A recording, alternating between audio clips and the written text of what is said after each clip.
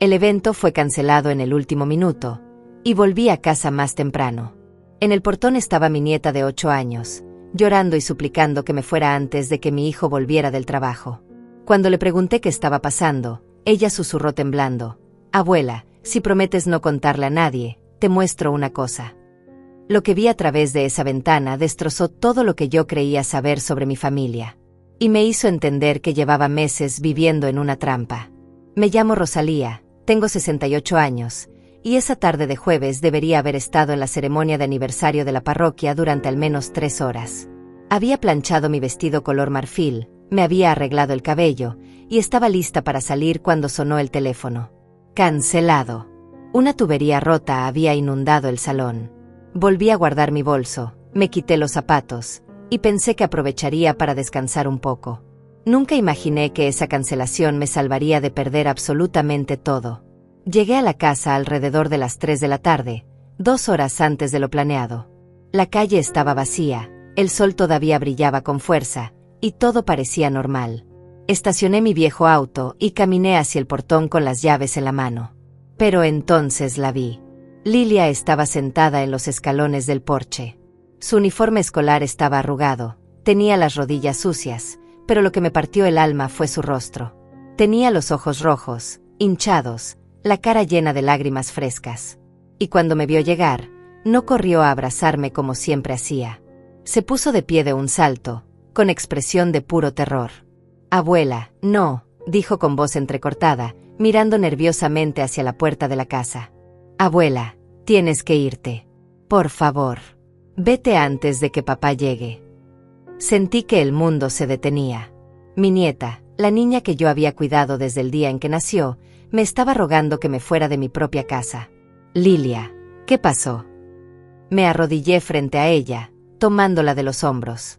«¿Quién te hizo llorar? ¿Estás herida?». Ella negó con la cabeza, pero el miedo en sus ojos era tan real que sentí un escalofrío recorrer mi espalda.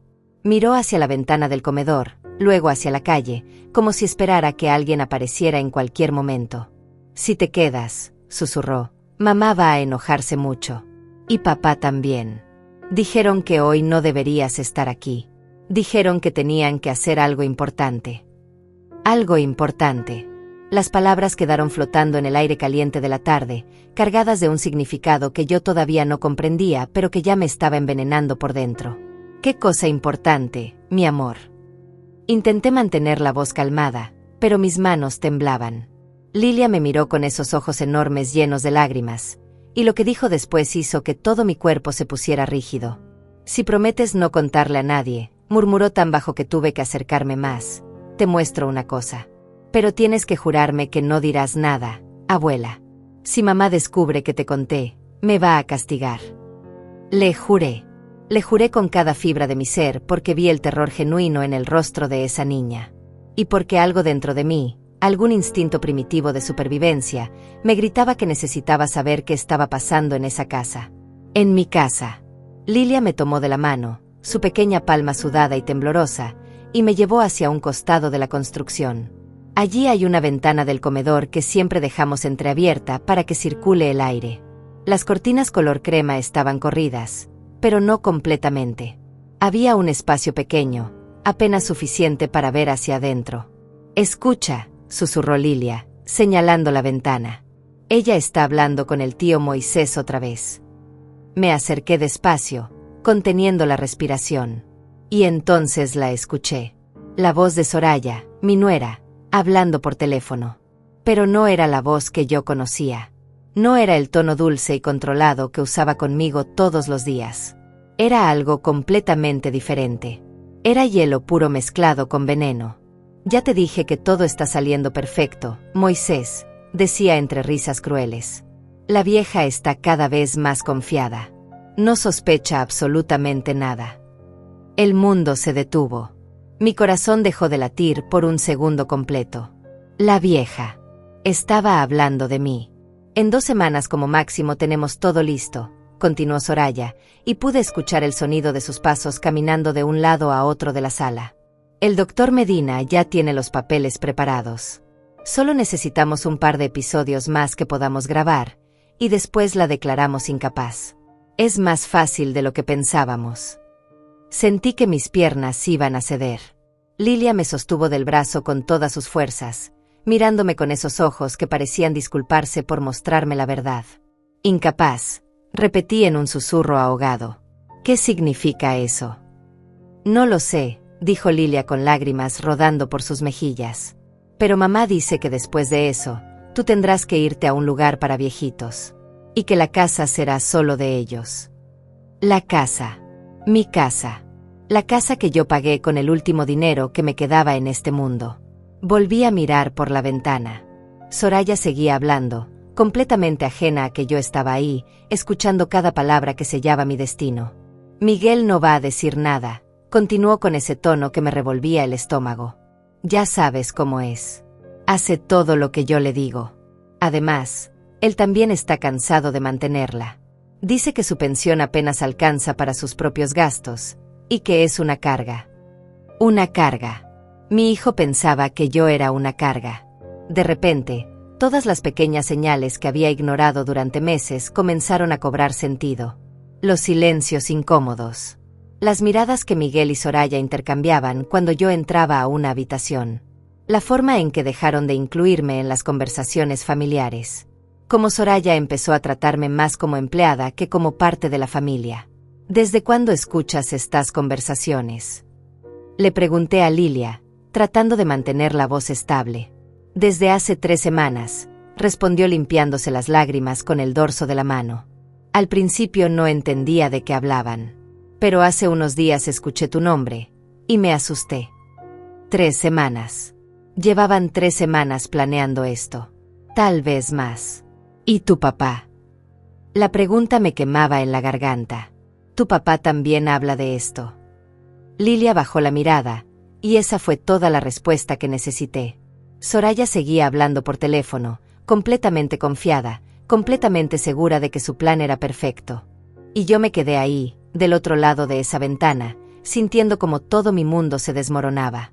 Porque yo lo había dado todo por esta familia. Todo. Cada centavo. Cada gota de sudor. Cada sacrificio.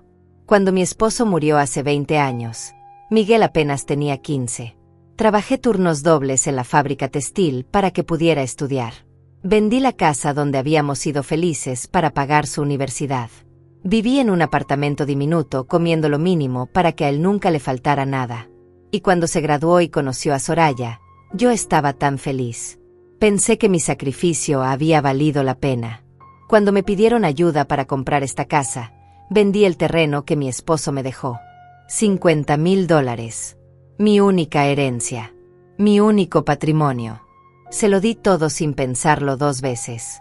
Vas a vivir con nosotros para siempre, mamá, me había dicho Miguel con lágrimas en los ojos. Nunca estarás sola. Te lo prometo.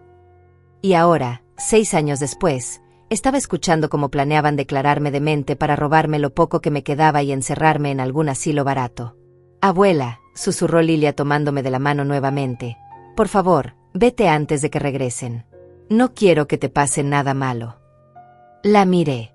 Esa niña de 8 años era la única persona en esta casa que todavía me quería. La única que había tenido el valor de advertirme. Y en ese momento tomé una decisión. No iba a confrontarlos. Todavía no. Porque si algo había aprendido en 68 años de vida es que la verdadera venganza no se sirve caliente. Se sirve fría, calculada, y con pruebas que no puedan refutar. Tranquila, mi cielo, le dije acariciando su cabello. Voy a irme. Pero necesito que me hagas un favor muy grande. Necesito que sigas siendo mis ojos y mis oídos. Ella asintió, limpiándose las lágrimas. Subí a mi auto y me fui. Pero mientras conducía por esas calles que conocía de memoria, algo ardía dentro de mí. No era tristeza. No todavía. Era algo mucho más peligroso. Era la furia silenciosa de alguien que finalmente ha despertado. Conduje sin rumbo fijo durante casi 1 hora, con las manos apretando el volante hasta que los nudillos se me pusieron blancos. Las palabras de Soraya seguían resonando en mi cabeza como un martillo golpeando metal. La vieja está cada vez más confiada. No sospecha absolutamente nada. Cada sílaba era una puñalada. Cada risa suya que recordaba era veneno puro en mis venas. Pero lo que más me dolía, lo que verdaderamente me estaba destrozando por dentro, era saber que Miguel lo sabía. Mi hijo. El niño que cargué en mi vientre. El niño al que alimenté con mi propio cuerpo cuando no teníamos dinero ni para leche. El niño por el que vendí mi alma al diablo si hubiera sido necesario. Ese niño ahora era un hombre que me llamaba carga.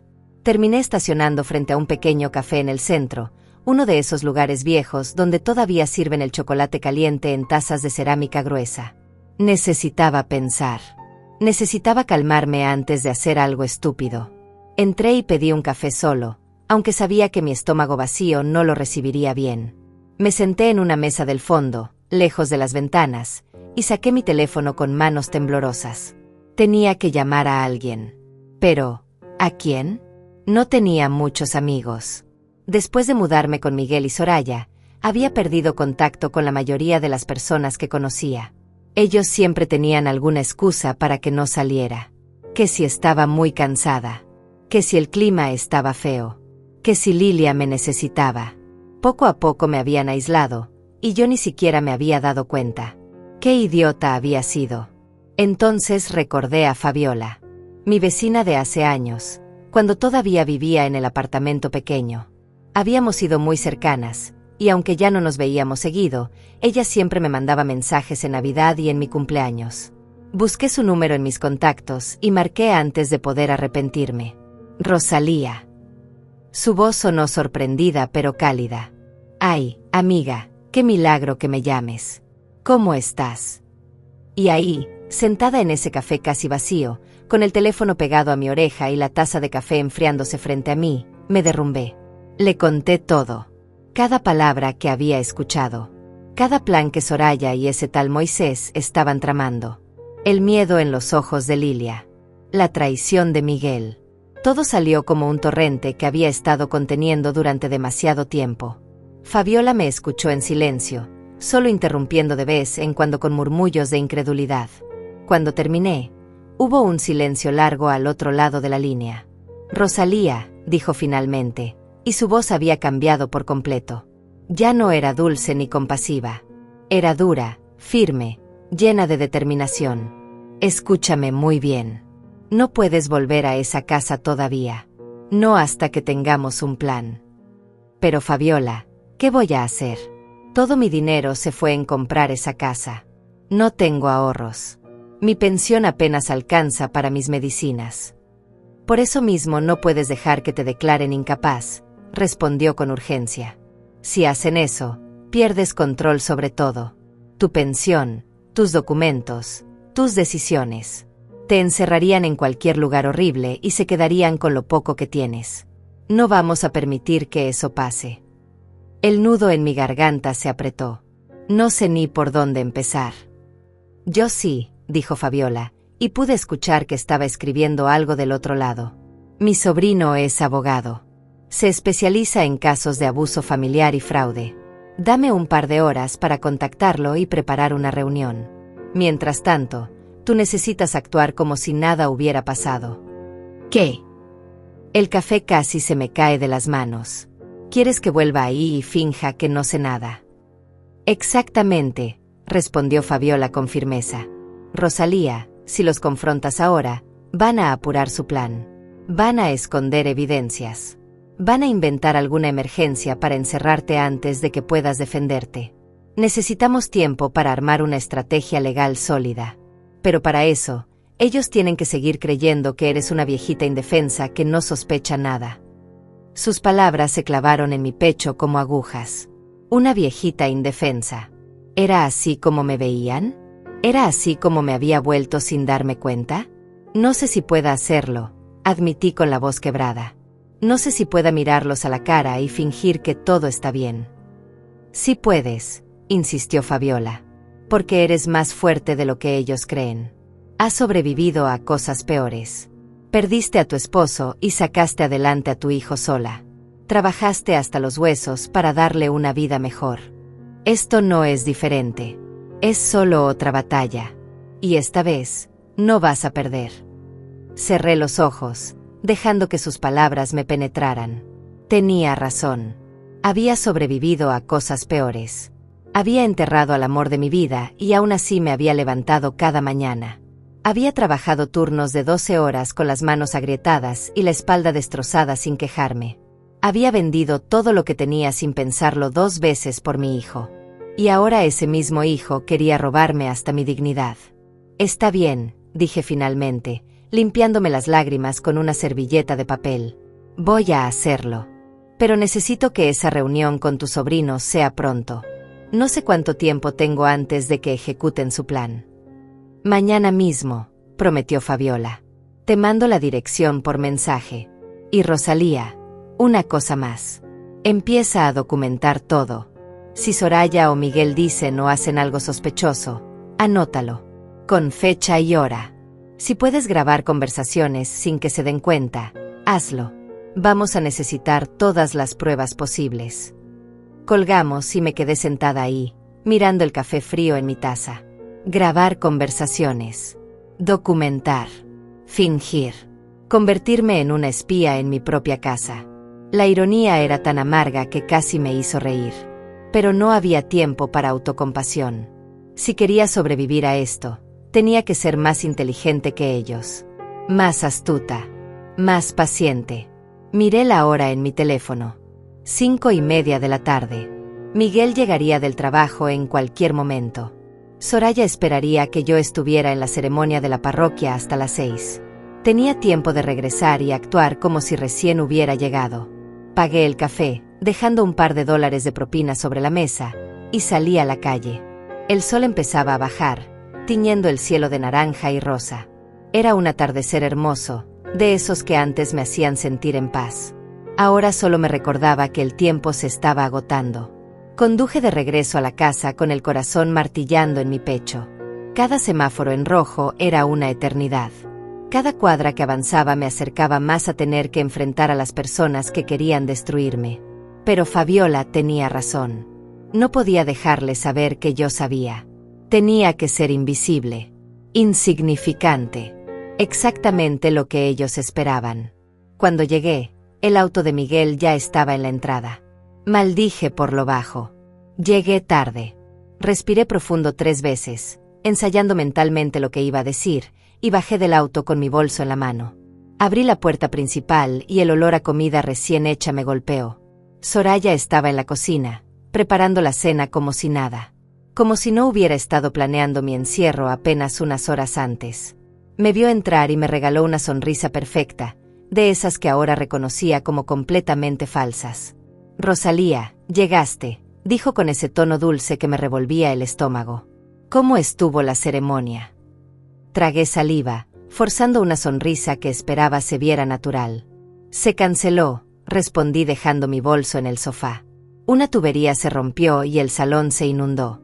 Así que estuve dando vueltas por ahí, aproveché para hacer unas compras. Mentira. Pero una mentira necesaria. Qué lástima, dijo Soraya, aunque en sus ojos no había ni una pizca de compasión genuina. Bueno, al menos llegaste a tiempo para la cena. Hice pollo al horno. Miguel apareció desde el pasillo, aflojándose la corbata.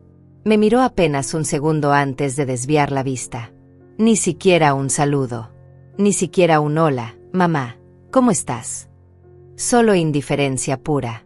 Voy a cambiarme, murmuró pasando de largo hacia su habitación. Me quedé ahí parada en medio de la sala, viendo cómo mi hijo me ignoraba como si yo fuera un mueble más. Y algo dentro de mí, algo que había estado dormido durante años, comenzó a despertar. No era tristeza. No era dolor. Era furia. Furia fría y calculada. Si ellos querían jugar, yo jugaría. Pero esta vez, las reglas serían mías. Esa noche durante la cena, me obligué a masticar cada bocado de pollo aunque sabía a cartón en mi boca. Me obligué a sonreír cuando Soraya preguntó si la comida estaba buena. Me obligué a asentir cuando Miguel habló sobre su día en la oficina como si yo realmente le importara. Cada segundo en esa mesa era una tortura. Cada palabra falsa que salía de sus labios era un cuchillo girando en mi espalda. Pero mantuve la máscara puesta. Porque ahora yo también sabía jugar este juego. Lilia comía en silencio, empujando los guisantes de un lado a otro de su plato. De vez en cuando levantaba la vista hacia mí con esos ojos cargados de preocupación. Yo le guiñé un ojo discretamente, intentando transmitirle que todo estaría bien. No estaba segura de si era verdad, pero esa niña no merecía cargar con el peso de este infierno. «Rosalía», dijo Soraya de repente, y su tono era peligrosamente casual, «he notado que últimamente te ves un poco cansada. ¿Has estado durmiendo bien?» Ahí estaba. El primer movimiento. La primera semilla que intentaban plantar para su narrativa de demencia.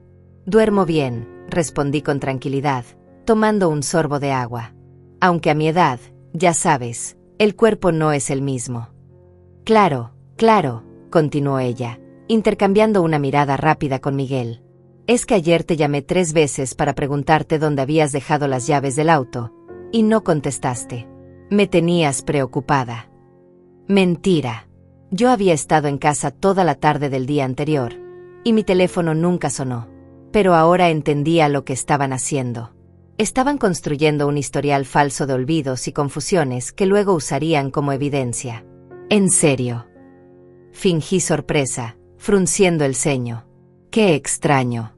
Tal vez no escuché el teléfono. Estaba en el jardín podando las plantas. «¿Ves?», dijo Soraya mirando a Miguel con expresión de preocupación fingida. «Te dije que deberíamos hablar con ella sobre esto». Miguel asintió, pero no me miraba a los ojos. Cobarde. Ese era mi hijo ahora. Un cobarde que dejaba que su esposa hiciera el trabajo sucio. «No es nada grave, mamá», dijo finalmente, y la palabra mamá sonó hueca en su boca. «Solo queremos asegurarnos de que estés bien. Tal vez deberías hacerte un chequeo médico. Ya sabes, de rutina». Un chequeo médico. Con el doctor Medina que Soraya había mencionado en su llamada. El que ya tenía los papeles preparados para declararme incapaz. No iba a caer en esa trampa. «Me hice exámenes hace 3 meses», respondí con calma. «El doctor Fuentes dijo que estoy perfectamente sana para mi edad. Presión normal, azúcar normal, todo en orden». Vi un destello de frustración cruzar el rostro de Soraya, pero lo disimuló rápidamente con una sonrisa. «Bueno, nunca está de más una segunda opinión», insistió. «Conozco a un doctor muy bueno que podría verte. Sin costo, es amigo de la familia». Apuesto a que sí. Amigo de la familia. Cómplice del fraude era la palabra correcta. «Lo pensaré», dije sin comprometerme a nada. «Ahora si me disculpan, estoy cansada.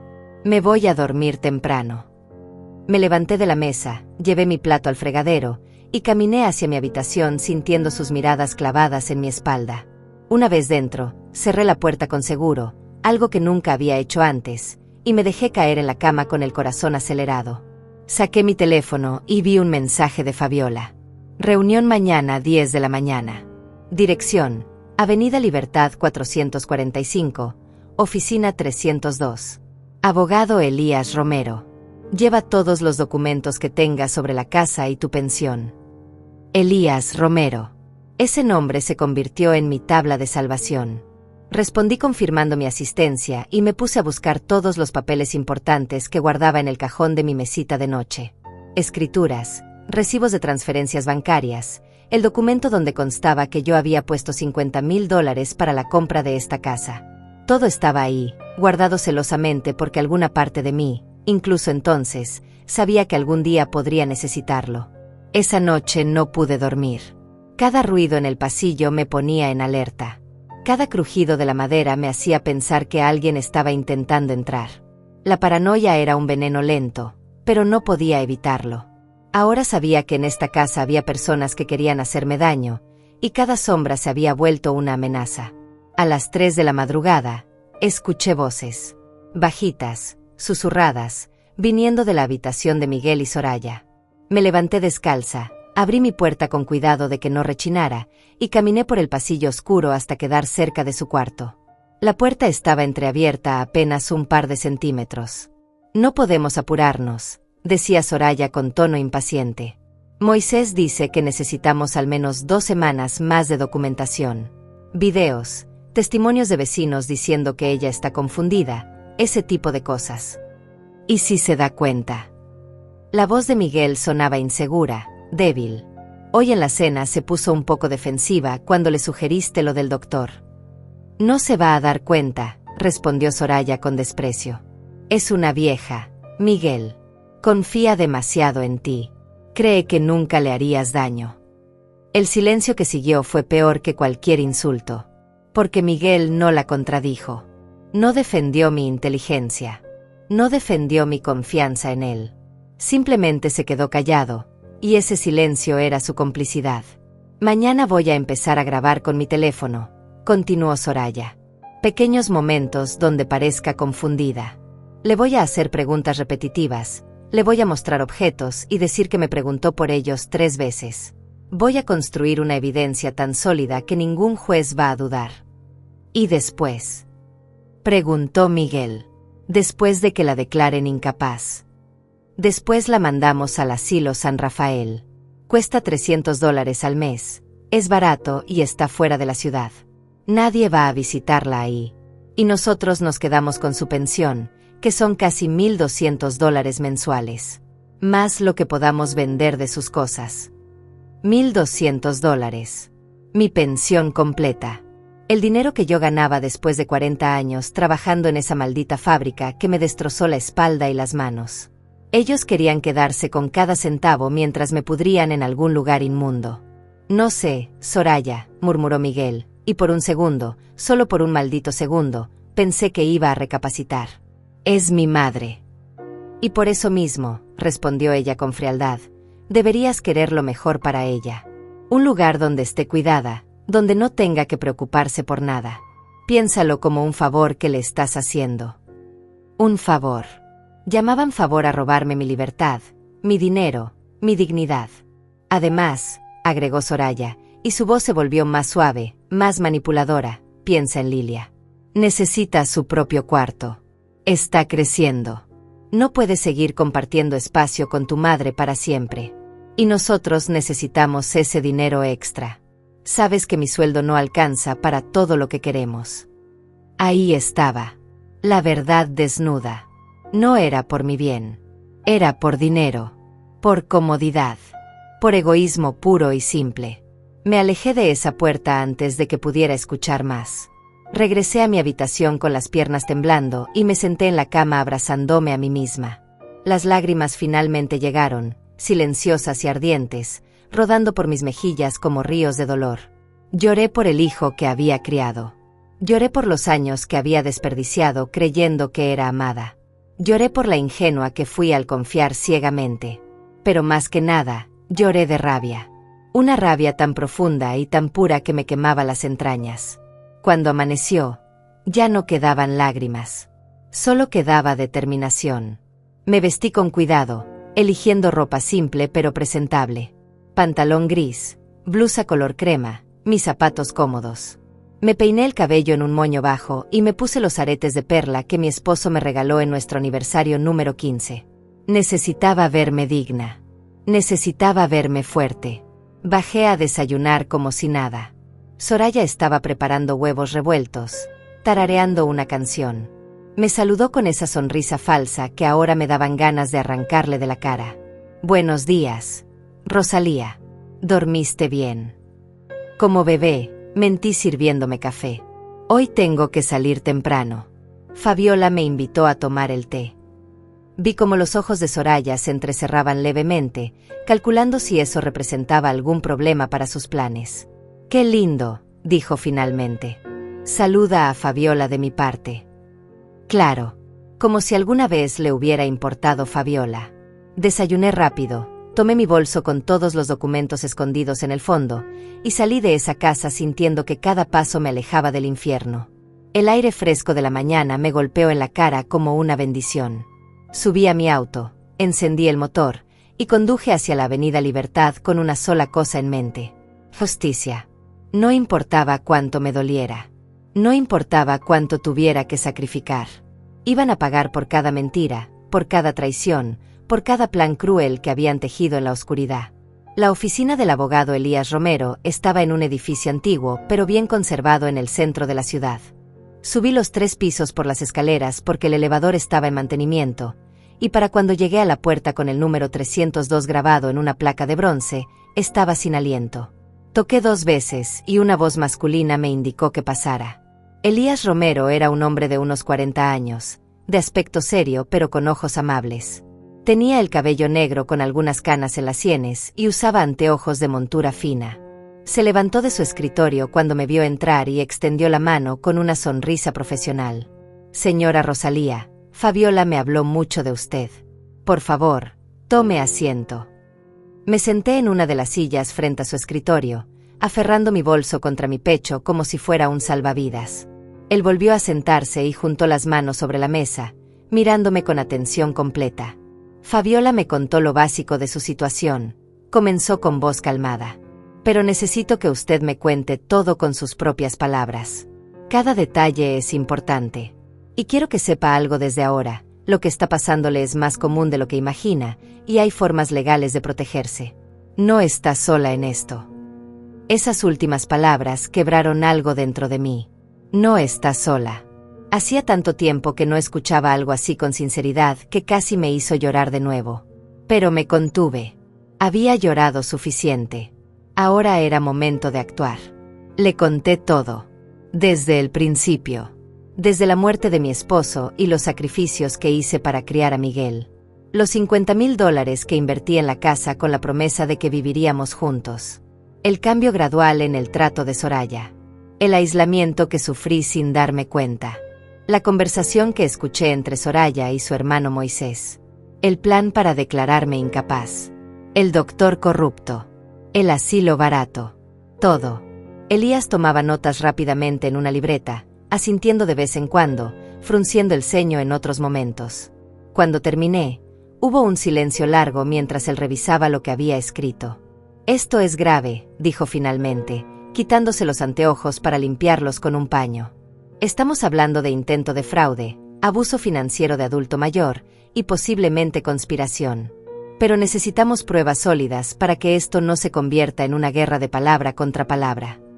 Tengo esto, dije sacando todos los documentos de mi bolso. Recibos de las transferencias bancarias que hice para comprar la casa. Copias de los contratos. Estados de cuenta viejos donde se ve que vendí mi terreno. Elías los revisó cuidadosamente, uno por uno, y con cada papel que leía, su expresión se volvía más seria. Señora Rosalía, según estos documentos, usted puso el 80% del dinero para la compra de esta propiedad. La casa está a nombre de ¿quién? De Miguel, admití sintiendo un peso en el pecho. Él dijo que sería más fácil para el préstamo del banco, pero me prometió que era para los dos, que yo viviría ahí siempre. Elías dejó escapar un suspiro largo y negó con la cabeza. Este es el error más común que veo en estos casos. Padres que confían ciegamente en sus hijos y no protegen legalmente sus inversiones. Pero no todo está perdido. Hay algo que se llama enriquecimiento ilícito. Usted dio ese dinero con una promesa específica que no se está cumpliendo. Podemos argumentar que su hijo tiene una deuda moral y legal con usted. Pero podemos detenerlos. Pregunté con urgencia. ¿Podemos evitar que me declaren incapaz y me encierren? Sí, pero necesitamos movernos rápido y necesitamos más evidencia. Usted mencionó que escuchó conversaciones. ¿Tiene alguna grabación? Negué con la cabeza, sintiéndome estúpida. No se me ocurrió grabar. Solo escuché. Está bien, dijo Elías con paciencia. A partir de ahora, esto es lo que vamos a hacer. Primero, vamos a solicitar una evaluación psicológica y médica independiente con profesionales certificados que yo conozco. Eso establecerá formalmente que usted está en pleno uso de sus facultades mentales. Segundo, si es posible, necesito que grabe cualquier conversación donde ellos mencionen sus planes. En este estado, las grabaciones de conversaciones en propiedad propia son admisibles como evidencia si hay sospecha de actividad criminal. Saqué mi teléfono, que era un modelo viejo pero que tenía función de grabadora. Con esto puedo. Perfecto. Cada vez que estén hablando del tema, grábelos. No necesita que sea video, solo audio es suficiente. Y tercero, vamos a preparar documentos legales para proteger sus activos inmediatamente. Su pensión, cualquier cuenta bancaria que tenga, Todo debe estar blindado legalmente. ¿Cuánto tiempo tenemos? Mi voz sonaba desesperada incluso para mis propios oídos. Según lo que me cuenta, ellos mencionaron 2 semanas. Eso nos da un margen pequeño pero manejable. El proceso legal para declarar a alguien incapaz no es rápido, pero si tienen un médico corrupto dispuesto a falsificar documentos, podrían intentar acelerarlo. Por eso debemos actuar ya. Me explicó todo el procedimiento. Los papeles que tendría que firmar. Las evaluaciones médicas que debía hacerme. Los testimonios que necesitaríamos recopilar de personas que pudieran atestiguar mi lucidez mental. Fabiola sería una testigo clave. También sugirió que hablara con antiguos compañeros de trabajo si todavía mantenía contacto con alguien. ¿Y cuánto va a costar todo esto? Pregunté con el estómago encogido. Mi pensión era de $1,200 al mes, y la mayoría se iba en medicinas y gastos básicos. Elías me miró con una expresión que no pude descifrar completamente. Había compasión ahí, pero también algo más. Determinación. Señora Rosalía, mi tía abuela pasó por algo similar hace 10 años. Sus propios hijos la despojaron de todo y la dejaron morir sola en un asilo horrible. Cuando me enteré ya era demasiado tarde para ayudarla. Desde entonces me especialicé en estos casos. Mi tarifa normal es de $200 la hora, pero para usted vamos a trabajar con un sistema diferente. Pagará lo que pueda ahora para cubrir gastos inmediatos, y el resto lo arreglamos cuando esto termine. Si recuperamos algo de su inversión en esa casa, ahí ajustamos cuentas. ¿Le parece justo? Las lágrimas que había estado conteniendo finalmente se desbordaron. Este hombre, este completo extraño, me estaba ofreciendo más compasión y justicia que mi propio hijo. Gracias, susurré limpiándome las mejillas con el dorso de la mano. No sabe cuánto significa esto para mí. Lo sé perfectamente, respondió con una sonrisa triste. Ahora vamos a trabajar. Tenemos mucho que hacer y poco tiempo. Pasamos las siguientes 2 horas revisando cada detalle de mi caso. Elías me hizo firmar varios documentos, incluyendo uno que lo designaba como mi representante legal inmediato. Me explicó que eso evitaría que Miguel o Soraya pudieran tomar decisiones legales sobre mí sin mi consentimiento explícito. A partir de este momento, dijo mientras sellaba los documentos, cualquier intento de ellos de declararla incapaz tendrá que pasar por mí primero. Y créame, no va a ser fácil. Salí de esa oficina sintiéndome extraña. Por un lado, tenía miedo. Miedo de lo que vendría. Miedo de enfrentar a mi hijo.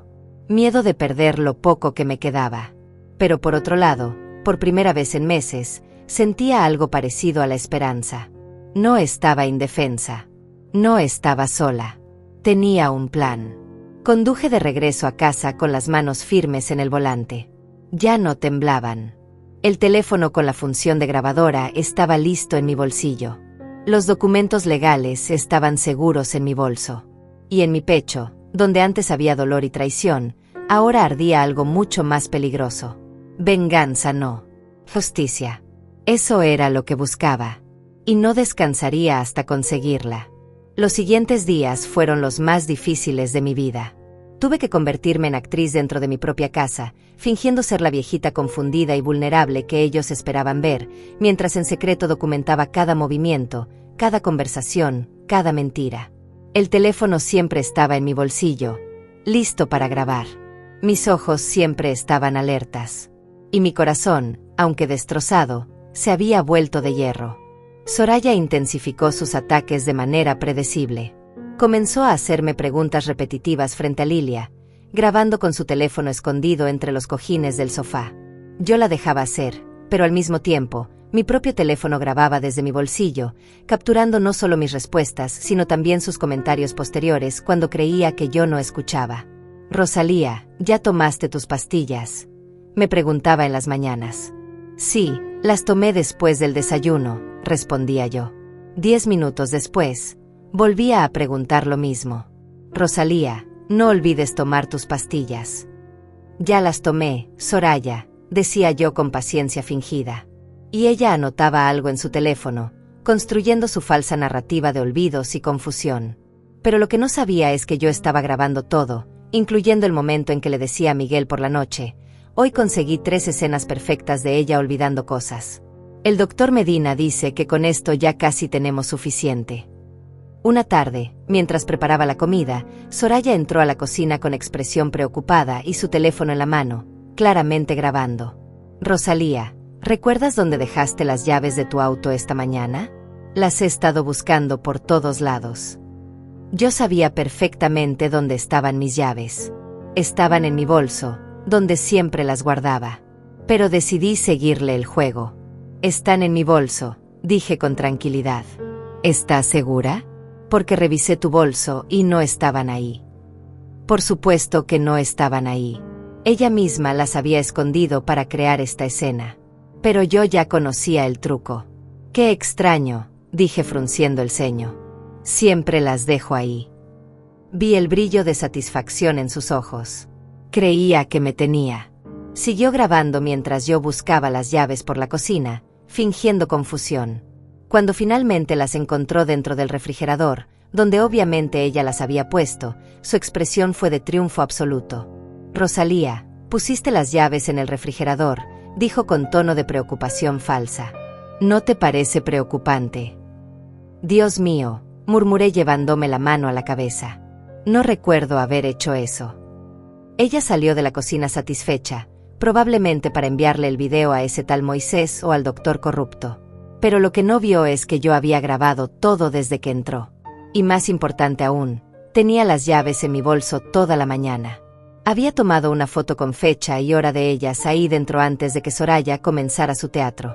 Esa noche, después de que todos se durmieron, envié las grabaciones y las fotos a Elías. Su respuesta llegó a los pocos minutos. Perfecto.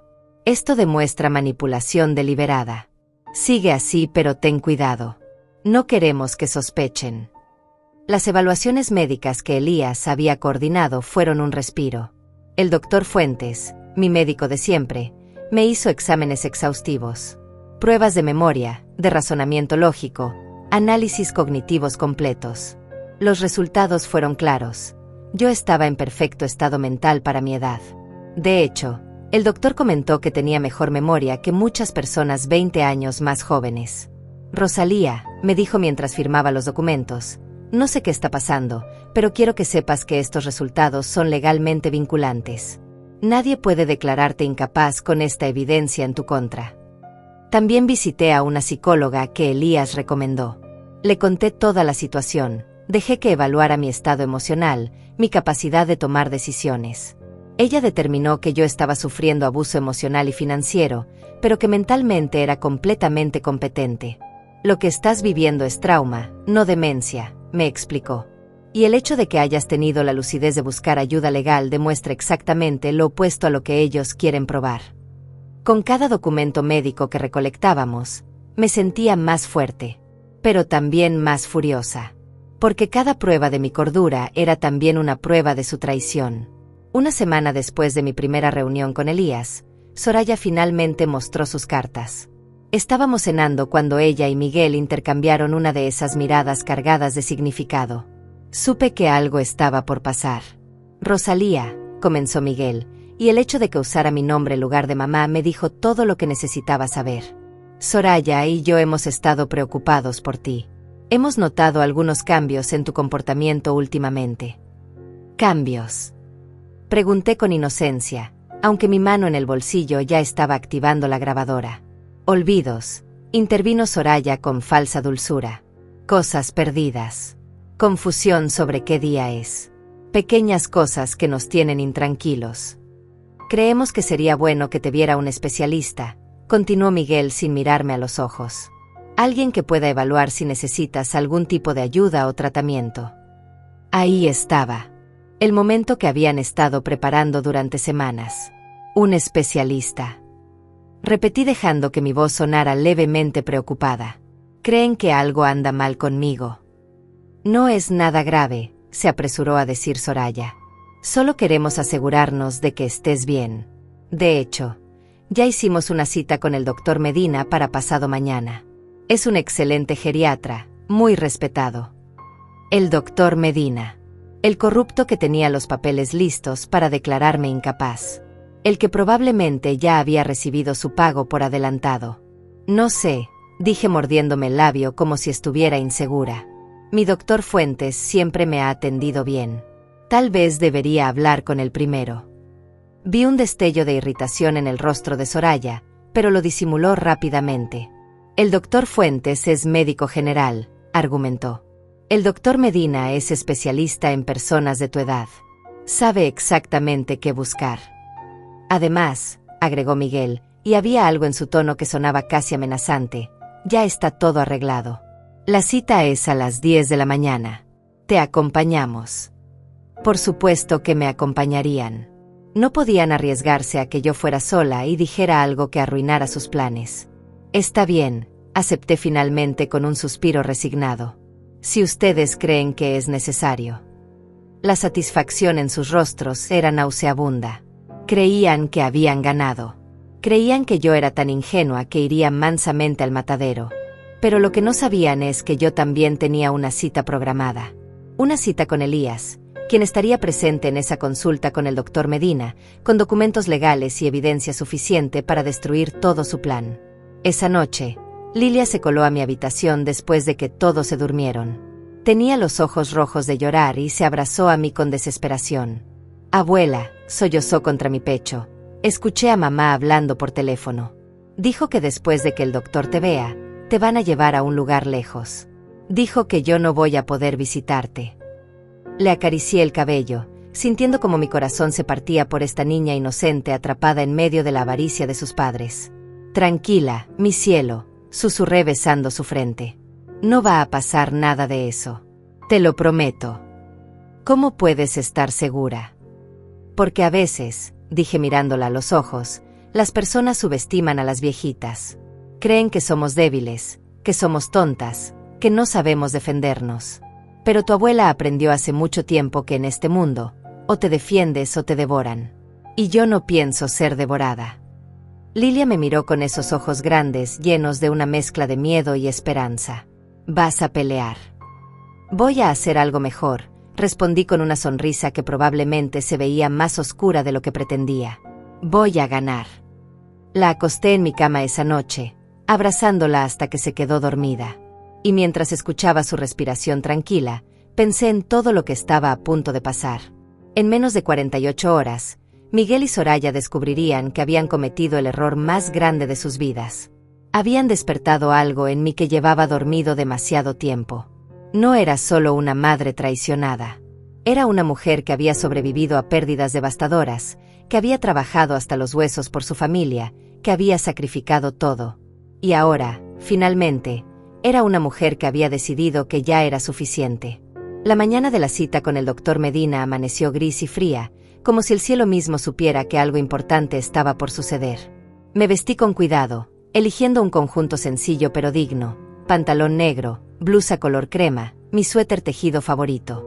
Quería verme como lo que era, una mujer mayor respetable, no la demente confundida que ellos querían presentar. Miguel y Soraya estaban inusualmente atentos durante el desayuno. Demasiado atentos. Soraya me sirvió el café sin que lo pidiera. Miguel preguntó si había dormido bien. Todo era una actuación perfectamente coordinada, como si estuvieran ensayando para un público invisible. En cierto modo, así era. Estaban construyendo la narrativa de los hijos preocupados y abnegados que solo querían lo mejor para su pobre madre senil. ¿Lista, mamá?, preguntó Miguel cuando terminamos de desayunar, y la palabra mamá sonó tan hueca que casi me dio risa. Lista, respondí con voz suave, sumisa, exactamente como ellos esperaban. El consultorio del doctor Medina estaba en un edificio médico en el lado norte de la ciudad. Durante el trayecto en auto, Soraya no paró de hablar, llenando el silencio con comentarios superficiales sobre el clima, sobre Lilia, sobre cualquier cosa que mantuviera la farsa de normalidad. Miguel conducía en silencio, con los nudillos blancos sobre el volante. Estaba nervioso. Bien. Debería estarlo. Lo que ninguno de los dos sabía es que Elías ya estaba en ese edificio.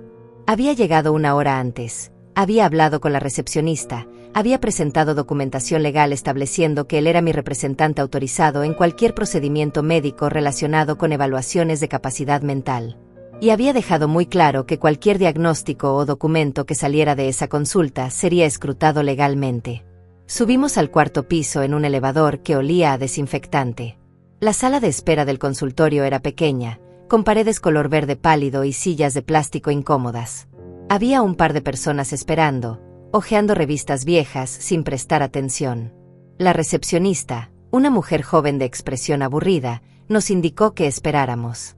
El doctor Medina los atenderá en unos minutos, dijo sin levantar la vista de su computadora. Miguel y Soraya se sentaron a mi lado, uno de cada lado, como carceleros custodiando a un prisionero. Soraya sacó su teléfono y comenzó a revisar algo, probablemente repasando mentalmente todos los episodios falsos que había documentado. Miguel simplemente miraba al frente, con la mandíbula tensa. 10 minutos después, la puerta del consultorio se abrió y salió un hombre de unos 50 años. Bajo, regordete, con una sonrisa aceitosa que no llegaba a sus ojos. Usaba una bata blanca impecable y llevaba un portapapeles bajo el brazo. ¿Familia Salazar?, preguntó con voz melosa. Miguel se puso de pie inmediatamente. Sí, doctor Medina. Gracias por recibirnos. Por supuesto, respondió el doctor haciendo un gesto para que pasáramos. Adelante, por favor. Entramos a un consultorio que intentaba parecer acogedor, pero solo conseguía ser impersonal. Había un escritorio de madera, diplomas enmarcados en las paredes que probablemente eran falsos o comprados, y una camilla de examen en una esquina. El doctor Medina se sentó detrás de su escritorio y nos indicó que tomáramos asiento. Bien, comenzó abriendo una carpeta que ya tenía preparada. Entiendo que están preocupados por la señora. Miró el papel fingiendo no conocer mi nombre. Rosalía. ¿Pueden contarme qué han observado? Soraya se inclinó hacia adelante, con expresión de preocupación tan falsa que me dieron ganas de abofetearla. Doctor, hemos notado cambios significativos en los últimos meses. Olvida cosas constantemente. Deja objetos en lugares extraños. A veces no recuerda conversaciones que tuvimos apenas el día anterior. El doctor asentía mientras escribía, sin siquiera mirarme a mí. Como si yo no estuviera presente. Como si yo fuera un objeto a evaluar, no una persona. Ya veo, murmuraba. Y estos episodios han empeorado recientemente. Sí, mintió Miguel sin vergüenza. Cada vez son más frecuentes. Estamos preocupados de que pueda hacerse daño. La semana pasada dejó la estufa encendida. Eso era completamente falso. Yo nunca había dejado la estufa encendida. Pero ahí estaba mi hijo, inventando incidentes que nunca ocurrieron, construyendo una historia de incompetencia. El doctor Medina finalmente me miró, y sus ojos eran fríos, calculadores. Este hombre ya había tomado su decisión antes de que yo entrara por esa puerta. Ya había recibido su pago. Ya tenía los documentos preparados. Señora Rosalía, dijo con tono condescendiente, como si le estuviera hablando a una niña pequeña, ¿cómo se siente usted? Me siento bien, doctor, respondí con voz tranquila. ¿Recuerda qué día es hoy? Jueves, 22 de noviembre.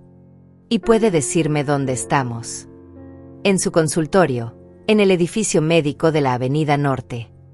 Hizo algunas preguntas más, todas diseñadas para parecer una evaluación legítima. Pero yo veía cómo intercambiaba miradas con Soraya, como ya estaba escribiendo conclusiones en su libreta antes de que yo terminara de responder. Esto era un teatro. Una farsa cruel. Bien, dijo finalmente cerrando su carpeta. Basándome en lo que su familia describe y en mi evaluación preliminar, recomiendo que la señora Rosalía sea sometida a estudios más exhaustivos.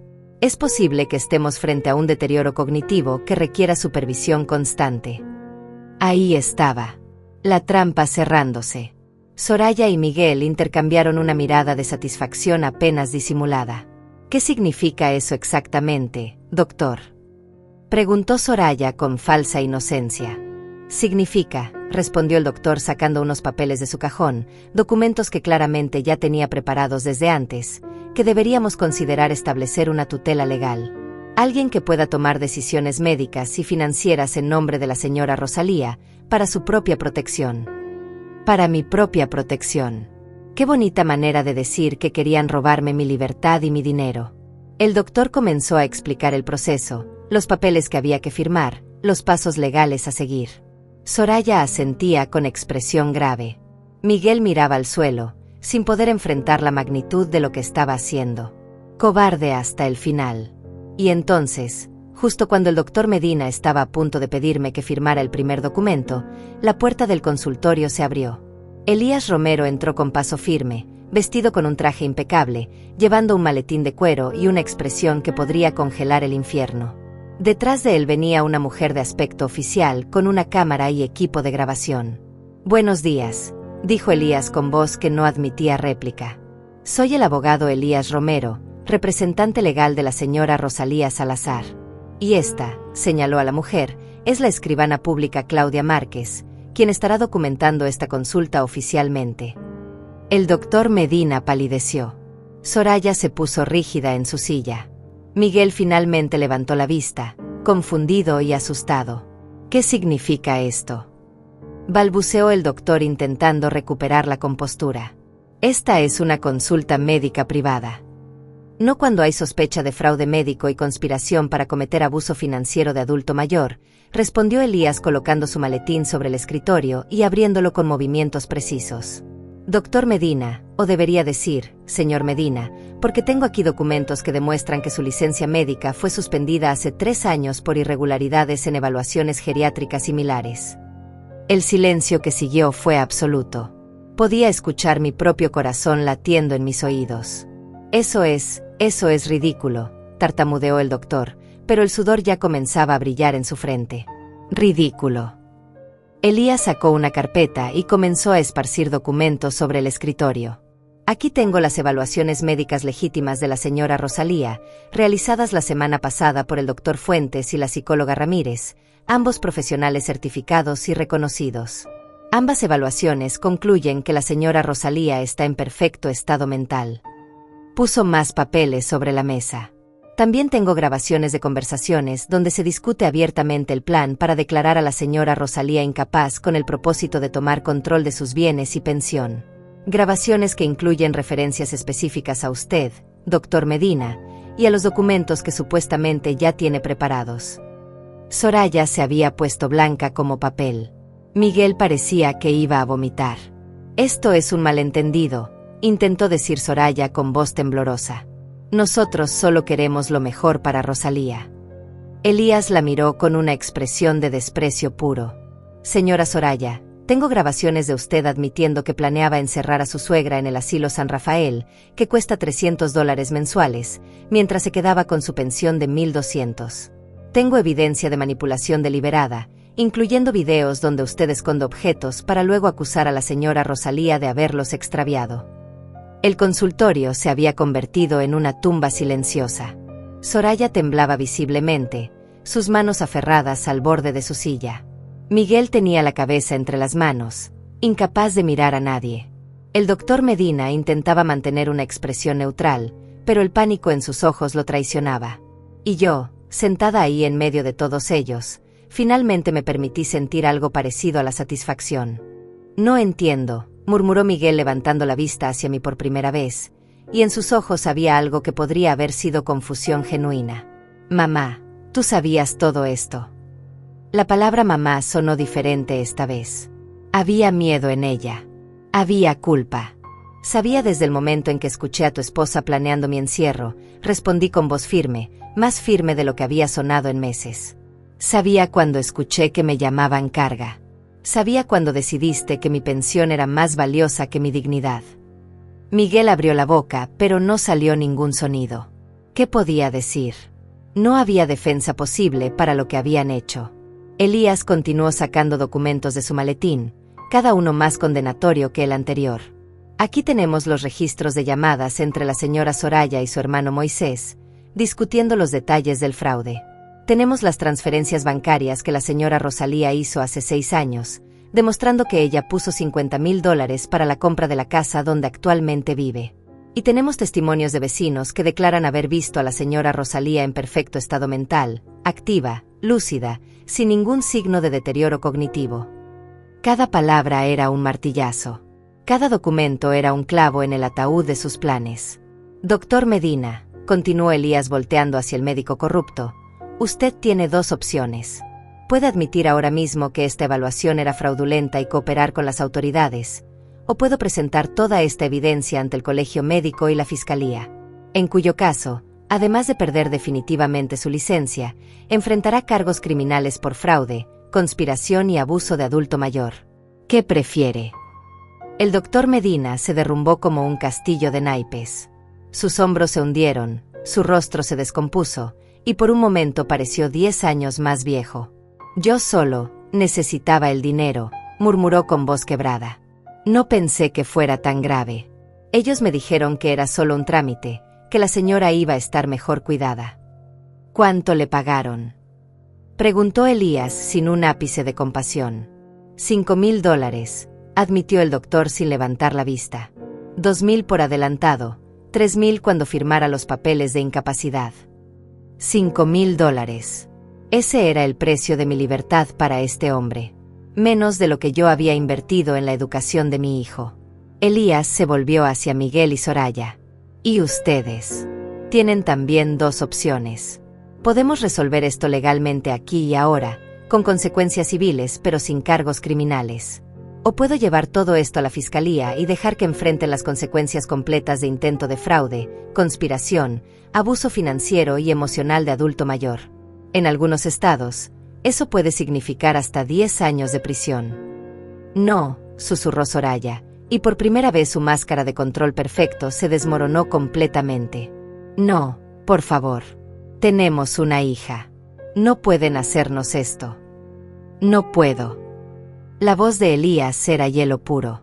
Ustedes iban a encerrar a esta mujer en un asilo de mala muerte y robarle cada centavo. Y ahora me piden compasión. Miguel, dije finalmente, y mi hijo levantó la vista hacia mí con ojos vidriosos. Mírame cuando te hablo. Él obedeció, y vi lágrimas comenzando a formarse. Demasiado tarde para lágrimas. Yo te di todo, continué, y mi voz no temblaba. Debería haber temblado, debería haberse quebrado, pero no lo hizo. Trabajé hasta destruir mi cuerpo para que tuvieras una educación. Vendí la casa donde fuiste feliz. Vendí el último pedazo de tierra que tu padre me dejó. Y tú, mi propio hijo, la persona que cargué dentro de mí durante 9 meses, decidiste que yo era desechable. Mamá, yo. Intentó hablar, pero lo interrumpí. No me llames mamá. Perdiste ese derecho cuando decidiste que mi pensión valía más que mi vida. Las lágrimas finalmente rodaron por sus mejillas. Bien. Que llorara. Que sintiera aunque fuera una fracción del dolor que me causó. Elías puso un documento sobre el escritorio, frente a Miguel y Soraya. Este es un acuerdo. La señora Rosalía renuncia a presentar cargos criminales a cambio de lo siguiente. Primero, reconocimiento legal de que los $50,000 que ella invirtió en la casa constituyen una deuda familiar. Segundo, transferencia inmediata del 50% de la propiedad a nombre de la señora Rosalía. Tercero, Miguel y Soraya cubren todos los gastos legales de este proceso, que hasta ahora suman $8,000. Y cuarto, orden de restricción que les prohíbe tomar cualquier decisión legal, médica o financiera en nombre de la señora Rosalía sin su consentimiento explícito y presencia de un testigo legal. Eso es imposible, balbuceó Soraya. No tenemos $8,000. Entonces vendan algo, respondió Elías sin inmutarse. Tienen una semana para conseguir el dinero y firmar la transferencia de propiedad. Si no cumplen, presento los cargos criminales y esto se vuelve público. Sus empleadores se enterarán. Los vecinos se enterarán. Y créanme, el estigma de intentar robarle a una anciana vulnerable no desaparece fácilmente. Soraya miraba el documento como si fuera una serpiente venenosa.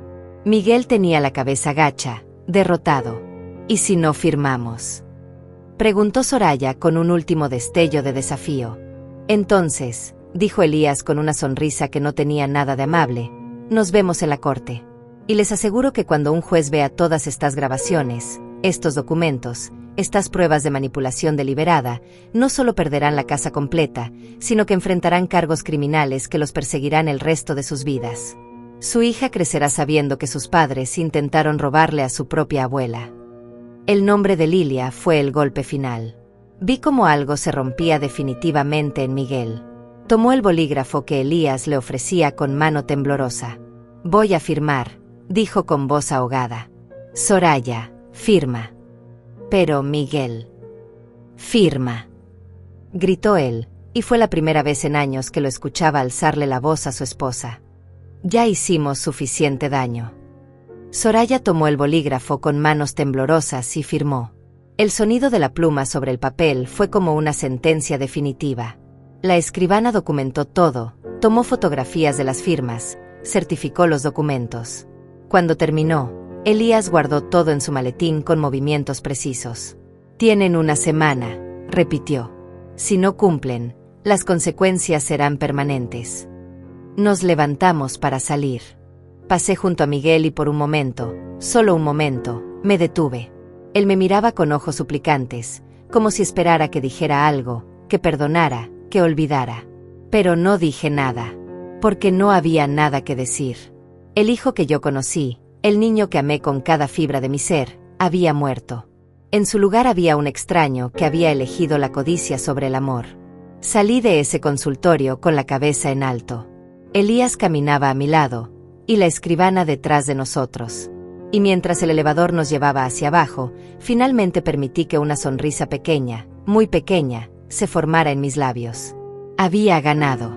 No había recuperado a mi hijo, probablemente nunca lo recuperaría.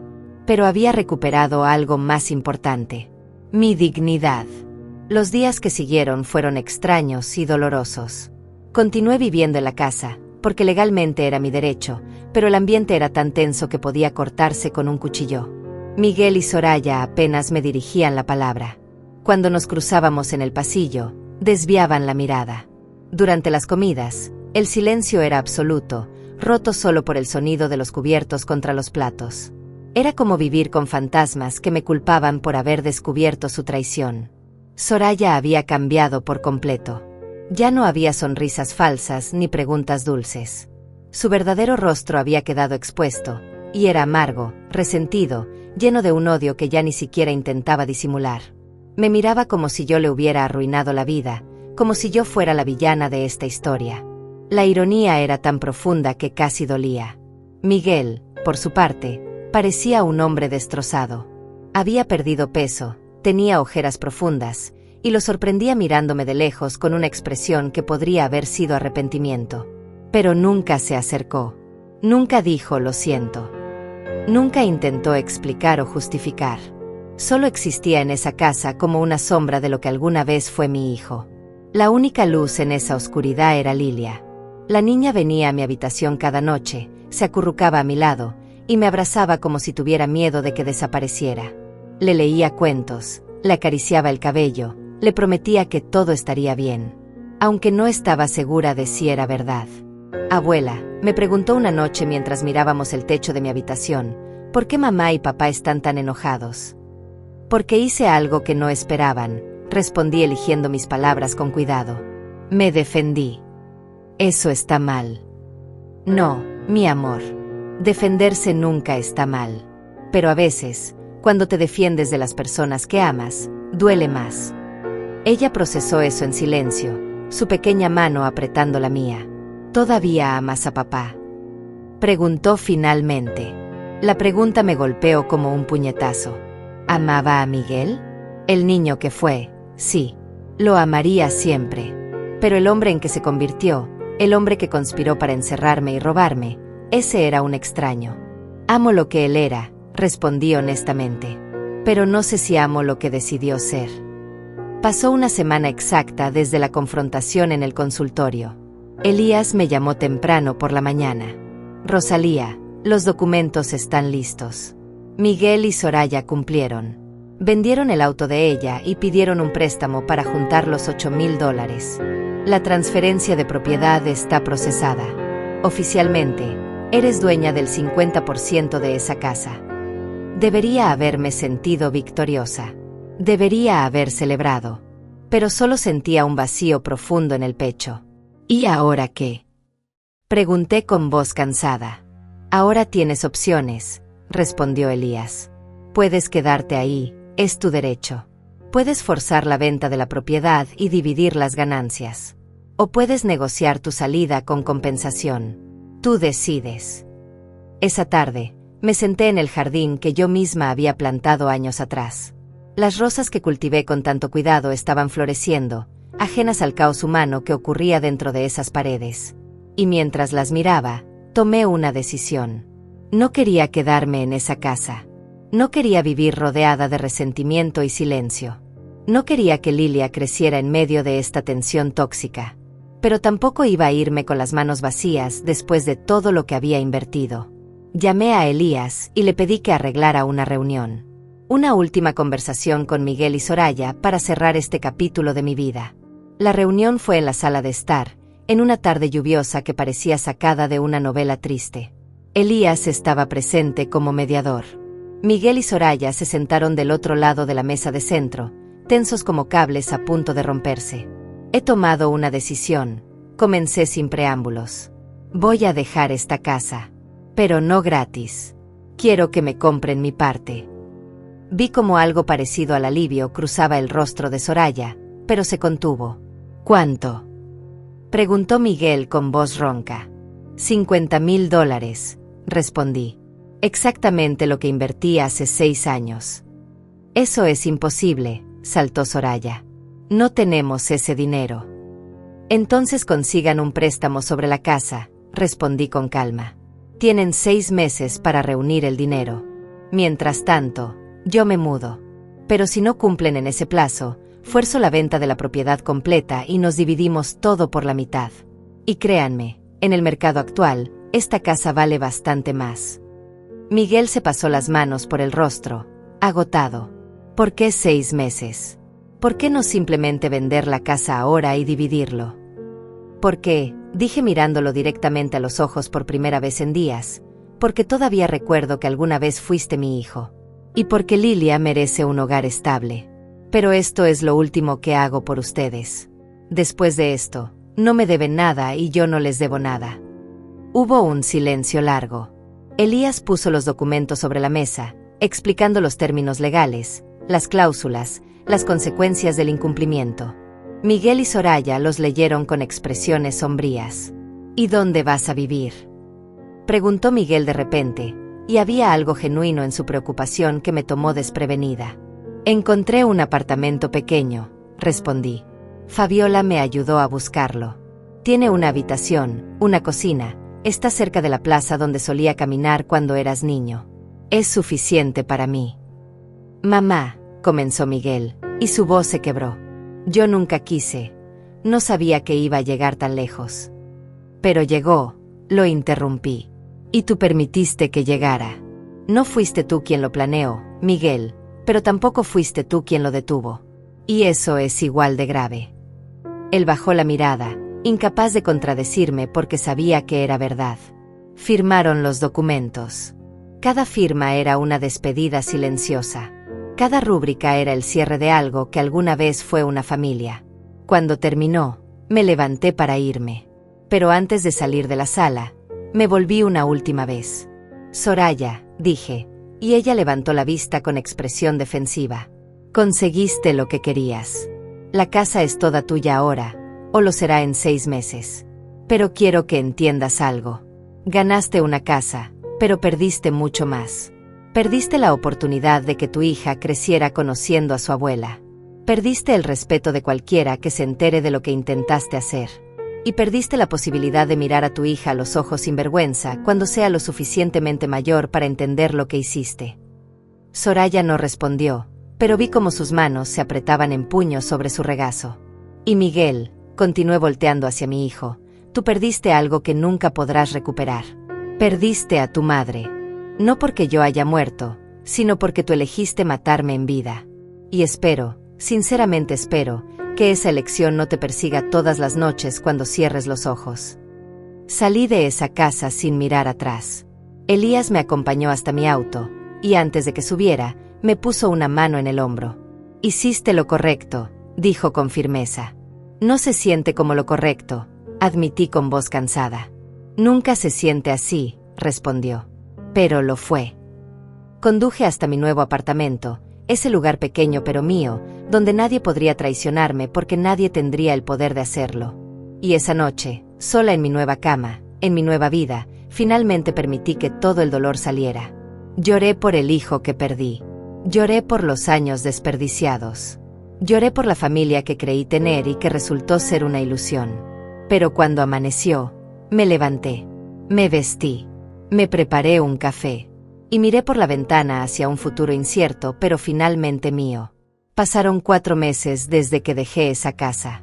4 meses en los que aprendí a vivir sola nuevamente, a redescubrir quién era yo sin el peso de las expectativas familiares sobre mis hombros. El apartamento pequeño se convirtió en mi refugio.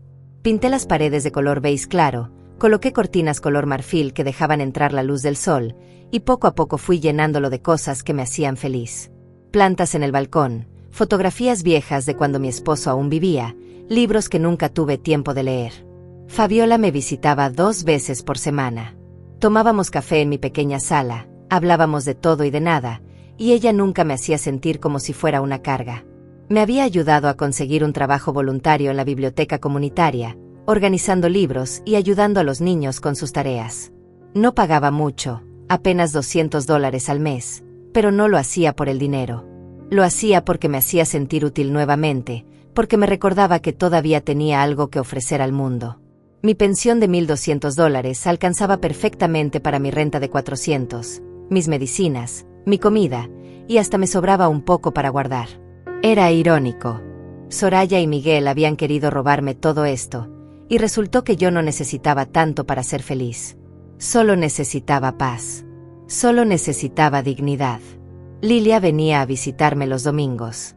Miguel la traía y la dejaba en la puerta del edificio. Nunca subía. Nunca me miraba a los ojos. Solo esperaba en el auto hasta que Lilia entraba, y luego se iba. La niña pasaba el día conmigo, horneábamos galletas, jugábamos cartas, veíamos películas viejas. Y en esos momentos, en esa felicidad simple, yo encontraba algo parecido a la sanación. Mamá está más callada ahora, me contó Lilia un domingo mientras decorábamos galletas con glaseado. Ya no habla tanto por teléfono con el tío Moisés. ¿Y tu papá? Pregunté aunque no estaba segura de querer saber la respuesta. Papá trabaja mucho. Casi nunca está en casa. Cuando está, se sienta solo en el jardín y mira las rosas que tú plantaste. Esa imagen me dolió más de lo que esperaba. Miguel solo, mirando lo que yo había construido, probablemente dándose cuenta demasiado tarde de lo que había perdido. ¿Hablan de mí?, pregunté. Lilia asintió con tristeza. A veces. Mamá dice que tú fuiste muy dura con ellos. Pero papá no dice nada. Solo se queda callado. Dura. Qué palabra interesante. Había sido dura al defenderme de que me robaran, me encerraran, me despojaran de mi libertad y mi dignidad. Si eso era ser dura, entonces con orgullo lo aceptaba. El 5.º mes llegó con noticias. Elías me llamó una tarde con voz seria. Rosalía, Miguel llamó a mi oficina. Dice que tienen el dinero. Quieren cerrar el trato. Mi corazón dio un vuelco. $50,000. Más de lo que había tenido en años. Dinero que podría invertir, que podría darme seguridad real para mi vejez. Pero también significaba el cierre definitivo. Significaba que legalmente, oficialmente, yo ya no tendría ninguna conexión con esa familia más allá de ser la abuela de Lilia. Organiza la reunión, dije finalmente. Nos encontramos en la oficina de Elías una semana después. Era una tarde gris, con nubes bajas que amenazaban lluvia. Miguel entró primero, solo. Soraya no vino, y eso lo dijo todo. Ella no tenía el coraje de enfrentarme nuevamente. Mi hijo se veía terrible. Había perdido más peso, tenía el rostro demacrado, y cuando me vio, algo en sus ojos se quebró. Pero se mantuvo en pie, firme, como si estuviera cumpliendo con una sentencia. Elías manejó todo profesionalmente. Los documentos, las transferencias bancarias, las firmas. $50,000 fueron depositados en mi cuenta. La casa quedaba completamente a nombre de Miguel y Soraya. Todos los vínculos legales entre nosotros se cortaban excepto aquellos relacionados con Lilia. Cuando todo estuvo firmado y certificado, Elías se disculpó y salió de la oficina para darnos privacidad. No le pedí que lo hiciera, pero probablemente vio en mi rostro que necesitaba decir algo. Miguel y yo nos quedamos ahí, sentados en esa oficina que olía a papel viejo y café frío, sin saber qué decir. Mamá, comenzó finalmente, y su voz era puro dolor. No espero que me perdones. No merezco tu perdón. Pero necesito que sepas que me odio a mí mismo todos los días por lo que hice. Por lo que permití que pasara. No te odias lo suficiente, respondí con frialdad. Si te odiaras de verdad, habrías hecho algo antes. Habrías detenido a Soraya antes de que llegara tan lejos. Tienes razón, admitió con lágrimas rodando por sus mejillas. Fui un cobarde. Sigo siendo un cobarde. Pero quiero que sepas algo. Ese dinero que te acabamos de dar, no es un préstamo de la casa. Es mi fondo de retiro. Todo lo que había ahorrado durante 15 años. Me lo gasté todo para pagarte. Me quedé en silencio, procesando esa información. Su fondo de retiro. Su futuro. Lo había sacrificado. Soraya no lo sabe, continuó. Ella cree que conseguimos un préstamo del banco. Pero no fue así. Usé todo mi dinero porque es lo único que podía hacer para empezar a pagar por lo que te hice. ¿Y qué quieres que te diga? Pregunté con voz cansada. ¿Que ahora todo está bien? ¿Que te perdono porque sacrificaste tu futuro? No, negó con la cabeza. No quiero que me perdones. Solo quería que supieras que lo hice. Que tal vez algún día, cuando yo sea viejo y esté solo, puedas pensar que al menos intenté hacer algo correcto. Nos miramos en silencio. Vi al niño que fue en esos ojos llorosos. Vi al joven que se graduó con honores gracias a mis sacrificios. Vi al hombre que se casó lleno de sueños. Y vi al hombre roto que estaba frente a mí ahora, pagando el precio de sus decisiones. Miguel, dije finalmente, no sé si algún día podré perdonarte completamente. No sé si podré olvidar lo que escuché, lo que sentí cuando descubrí que mi propio hijo quería deshacerse de mí como si fuera basura. Pero voy a decirte algo, y escúchalo bien porque es lo último que voy a decirte sobre este tema. Él asintió, esperando. Tú elegiste a Soraya sobre mí. Elegiste la comodidad sobre la lealtad. Elegiste el dinero sobre el amor. Y ahora tienes que vivir con esas elecciones. Pero Lilia no tiene que pagar por tus errores. Así que te voy a pedir algo. Cuando esa niña crezca, cuando tenga edad para entender lo que pasó, cuéntale la verdad. No me pintes como la villana. No inventes excusas. Dile exactamente lo que hiciste y por qué estuvo mal. Porque si no lo haces, si le mientes, entonces todo esto no habrá servido de nada. Te lo prometo, susurró con voz quebrada. Las promesas tuyas ya no significan mucho para mí, respondí poniéndome de pie. Pero es todo lo que puedo pedirte. Salí de esa oficina sin despedirme, sin abrazarlo, sin darle el consuelo que probablemente buscaba. Porque yo no era su madre en ese momento. Era simplemente una mujer que había aprendido, tarde pero finalmente, que amarse a sí misma no era egoísmo. Era supervivencia. 2 meses después, un domingo por la tarde, Lilia y yo estábamos en el parque alimentando a las palomas cuando me dijo algo que me dejó helada. Abuela, papá y mamá se van a divorciar. La miré sorprendida. ¿Cómo lo sabes? Los escuché anoche. Papá le dijo a mamá que ya no podía seguir viviendo con alguien que lo había convertido en un monstruo. Mamá gritó mucho. Dijo que era tu culpa. Que tú habías destruido su familia. Debería haberme sentido culpable. Debería haber sentido algo de responsabilidad. Pero no sentí nada de eso. Solo sentí una calma profunda. Porque no había sido yo quien destruyó esa familia. Había sido su propia codicia, su propia crueldad, su propia incapacidad de ver que el amor verdadero no tiene precio. ¿Y tú qué piensas? Le pregunté a Lilia. Ella se quedó callada un momento, mirando las palomas picotear las migas de pan que habíamos traído. Pienso que hiciste bien, abuela, dijo finalmente. Pienso que si alguien intenta hacerte daño, está bien defenderte, aunque sea tu propia familia. La abracé fuerte, esa niña sabia en un cuerpo pequeño, y pensé que tal vez, solo tal vez, algo bueno había salido de todo esto. Lilia había aprendido una lección que yo aprendí demasiado tarde. Que el amor propio no es negociable. Que la dignidad no tiene precio. Y que a veces, La familia que te daña no merece tu lealtad. Mientras caminábamos de regreso a casa tomadas de la mano, miré hacia el cielo que comenzaba a oscurecer.